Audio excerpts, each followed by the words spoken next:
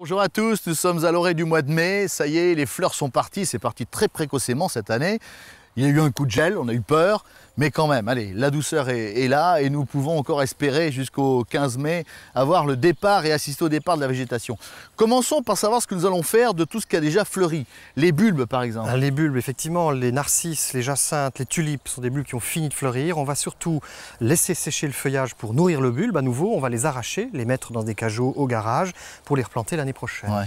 Alors vous, Pierre Nesman, qui êtes un spécialiste du potager, le semis de tous les légumes, on les pratique encore. Hein. Voilà, puisque la terre est chaude, elle se réchauffe progressivement. On va faire des semis directement de haricots rames, de fenouil. C'est le moment de les semer directement au jardin. Bon, les tomates, maintenant, il ne faut pas les semer, il faut les planter. Si on les sème, c'est trop tard. Hein. On va les planter, effectivement, puisque on va les acheter sous la forme de plants, les poivrons, les aubergines également, et on va les mettre en terre donc à cette saison. Concernant le semis, on va juste 15 jours après faire un éclaircissage. Il ne faut pas l'oublier, hein, Laurent. Éclaircir sur la ligne, sur le rang, de manière à ce que les légumes aient plus de place. D'accord. Passons aux arbustes, on continue à tailler.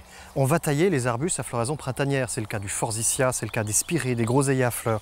Tous ces arbustes à floraison printanière ont fini de fleurir, on les taille tout de suite après. Les forsythias, on les taille très bas? On peut les tailler très bas et les éclaircir en tout cas, enlever tout le vieux bois. D'accord. Il faut arroser les rhodos et les camélias par exemple, ou les azalées. Azalées, rhodos, toutes les plantes de terre de bruyère, effectivement, qui sont en pleine floraison. Elles ont des besoins en eau et puis surtout, elles vont préparer les boutons floraux pour l'année prochaine avec un apport d'engrais et un arrosage. Ça, c'est indispensable pour maintenant. Les plantes grimpantes, il ne faut pas les oublier. Les plantes grimpantes, ce sont comme les arbustes d'ornement, des plantes qui sont cultivées dans des containers, puisque maintenant on va planter des containers, ce sont des arbustes cultivés dans des pots, et c'est maintenant qu'on va les planter jusque, grosso modo, à la fin du mois de juin. Bah oui, n'oubliez pas, il nous reste encore une petite quinzaine de jours, les Saintes Glaces c'est 13, 14, 15 mai.